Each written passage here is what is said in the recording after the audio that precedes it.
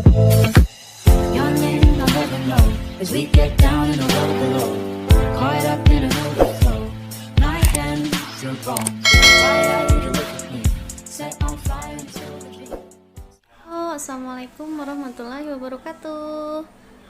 Perkenalkan, nama saya Mirna Hayati. Jadi saya mengampu mata pelajaran matematika peminatan. Oke, jadi untuk kelas 11 itu materinya ada tri dan rumus-rumus trigonometri. Tapi sebelum kita bahas persamaan trigonometri, kita harus tahu dulu konsep-konsep dari trigonometri itu seperti apa. Jadi untuk pertemuan pertama yang akan kita bahas adalah tentang perbandingan trigonometri. Oke. Tujuannya apa? Tujuan pembelajaran yang pertama itu adalah agar siswa mampu memahami konsep dari perbandingan trigonometri tersebut, dan siswa juga mampu untuk menerapkan konsep tersebut pada soal dan kehidupan sehari-hari. Oke, langsung saja perbandingan trigonometri kita lihat. Pengertiannya, perbandingan trigonometri itu adalah perbandingan ukuran sisi-sisi suatu segitiga siku-siku yang apabila ditinjau dari salah satu sudut yang terdapat pada segitiga tersebut. Oke, jadi trigonometri itu adalah perbandingan dari ukuran sisi-sisi dari segitiga siku-siku. Yang namanya segitiga siku-siku itu salah satu sudutnya harus 90 derajat. Jadi kalau dia perseginya kayak gini, yang 90 derajat yang mana? Nah, ini adalah segitiga siku-siku. Kita harus tahu dulu ada 3 sisi supaya kita bisa menentukan sin, cos, dan tangennya nantinya. Sudut yang ditanyakan kan sudut A ya. Nah, yang di depan sudut A itu berarti sisi AB. Maka AB ini disebut dengan sisi depan. Sisi miringnya yang mana? Sisi miring itu adalah sisi yang di depan sudut siku-siku. Maka kalau siku-sikunya B, sisi yang di depan sudut B itu adalah sisi AC. Oke ya, jadi ini adalah sisi miring. Nah, selain depan dan miring itu disebut dengan sisi samping. Yang mana sisi samping? Sisi sampingnya berarti sisi BC. Oke, kalau udah tahu mana yang depan, mana yang samping, dan mana yang miring, baru kita lanjutkan ke perbandingan trigonometrinya. Ada yang disebut dengan sinus. Ya, jadi kalau ditanya sinus alfa, alfa berarti yang ini ya. Jadi kalau sinus alfa biasa kita singkat dengan sin alfa. Sin itu rumusnya adalah sisi depan dibagi dengan sisi miring, atau biasa kita sebut dengan demi. Oke ya, jadi kalau dia demi berarti depan dibagi miring. Depannya tadi yang mana? Depannya itu adalah sisi AB. Miringnya yang mana? Miringnya sisi AC. Ya, berarti sin itu adalah AB per AC. Oke, sekarang kita lihat kosinus. Jadi kosinus biasa kita singkat dengan cos alfa. Rumusnya sisi samping dibagi dengan sisi miring. Jadi kalau samping bagi miring biasa kita singkat dengan sami. Oke, jadi samping per miring. Sampingnya yang mana? Sampingnya BC. Miringnya yang mana? Miringnya AC. Berarti BC per AC. Kemudian yang ketiga itu ada tangen. Ya, tangen alfa, atau bisa disingkat aja dengan TG alfa, atau ada juga yang menyingkatnya dengan tan alfa. Jadi tangen itu sisi depan dibagi dengan sisi samping. Ya, atau biasa kita singkat dengan desa. Oke, jadi depannya adalah AB, sampingnya adalah BC. Maka tan A itu adalah AB per BC. Oke, sekarang kita lihat kebalikannya. Oke, kebalikan dari kosinus itu adalah sekan alfa. Biasa kita singkat dengan sek alfa. Kita tulis kebalikan itu ditulis dengan 1 per cos. Jadi tinggal dibalik aja. Kalau kosinus tadi sami, berarti sekannya itu tinggal dibalik jadi misa. Oke. Jadi misa.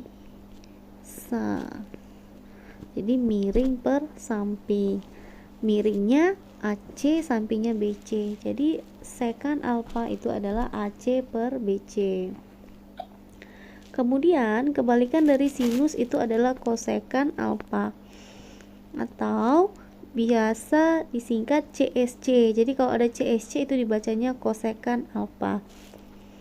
Ya, ditulis dengan 1 per sin alfa. Jadi kalau sinus tadi demi, berarti kosekannya mi D. Oke, tinggal dibalik aja. Mi D. Tuh, miringnya adalah AC, depannya adalah AB. Oke, kebalikan dari tangan itu adalah kotangan. Jadi kita bisa tulis 1 per tan alfa. Kalau tangan tadi adalah desa, berarti kotangannya itu adalah sade, sampingnya adalah BC dan depannya adalah AB. Oke, next. Ini ada contohnya nih. Ya, jadi jika ada segitiga D, E, F dengan siku-sikunya itu ada di D, maka dengan panjang FD itu adalah 8 dan panjang ED itu adalah 6. Tentukan sin, cos, dan tangannya. Oke, ya, jadi kalau ada segitiga siku-siku, kemudian ada 2 sisi diketahui, 1 sisi yang belum diketahui, itu bisa kita cari menggunakan rumus Pythagoras. Jadi kalau miring yang ditanya berarti ditambah sisi yang lainnya, tapi ketika miringnya ditanya berarti dikurang. Oke, jadi kalau misalnya nih FD yang ditanya berarti EF kuadrat dikurang DE kuadrat, atau kalau misalnya DE nya yang ditanya berarti EF kuadrat dikurang FD kuadrat. Oke ya, karena ini EF yang ditanya berarti DE kuadrat ditambah dengan FD kuadrat atau DF kuadrat. Oke, maka tinggal kita masukkan aja, kalau kuadrat pindah ruas jadi akar ya.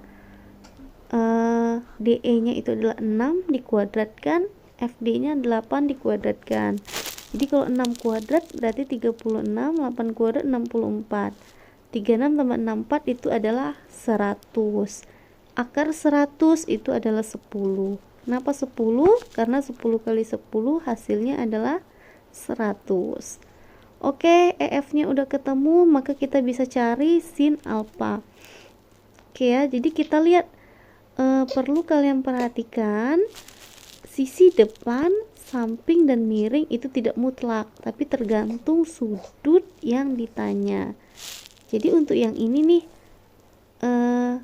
kalau alfanya letaknya di sini, maka yang depannya mana? Sisi depannya berarti yang di depan sini, berarti sisi ED atau DE. Yang miringnya mana? Miring itu di depan sudut siku-siku, berarti sisi EF. Kemudian selain depan dan miring berarti sisi samping, sampingnya berarti FD. Oke, kalau udah tahu samping, miring, dan depan, kita tinggal masukkan aja sin A atau sin alfa.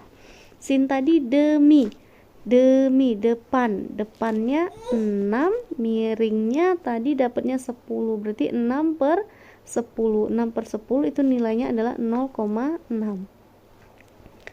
Lanjut, cos alfa. Cos tadi rumusnya sami, sampingnya 8, miringnya tadi 10, berarti 8 per 10 0,8. Tangen alfa. Tangen itu adalah desa, depannya 6, sampingnya 8, berarti 0,75. Oke, kalau misalnya nih ditanya, tentukan nilai dari kosekan alfa. Ingat kosekan tadi itu adalah kebalikan dari sin. Jadi kalau sinnya itu adalah 6/10, tinggal dibalik aja, jadi 10/6. Sekan alfa, sekan tadi kebalikan dari cos. Jadi kalau cosnya itu adalah 8/10, tinggal balik aja, jadi 10/8. Tangannya 6/8, berarti nilai kot tangannya berarti 8/6. Oke, demikian untuk pertemuan yang pertama. Semoga apa yang saya sampaikan bermanfaat dan bisa dipahami. Tentukan nilai dari kosekan alfa. Ingat kosekan tadi itu adalah kebalikan dari sin. Jadi kalau sinnya itu adalah 6/10, tinggal dibalik aja, jadi 10/6. Sekan alfa, sekan tadi kebalikan dari cos. Jadi kalau cosnya itu adalah 8/10, tinggal balik aja, jadi 10/8. Tangannya 6/8, berarti nilai kot tangannya berarti 8/6. Oke, demikian untuk pertemuan yang pertama. Semoga apa yang saya sampaikan bermanfaat dan bisa dipahami. Untuk latihannya, oke, saya akhiri. Wassalamualaikum warahmatullahi wabarakatuh.